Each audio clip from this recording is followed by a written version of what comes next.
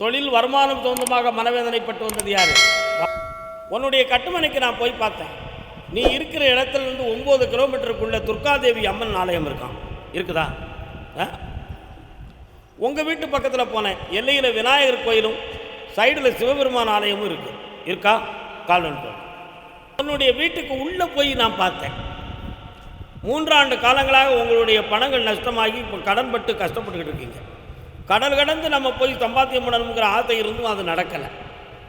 அதனால் இப்போ தொழில் சம்பந்தமான மன ஊக்கத்தை தந்து கடனை தீர்க்கணும், ஒரு பிள்ளையின் வாழ்க்கை சம்பந்தமான விஷயத்துக்கு தெளிவு கிடைக்கணும் என்பது உன்னுடைய கேள்வி.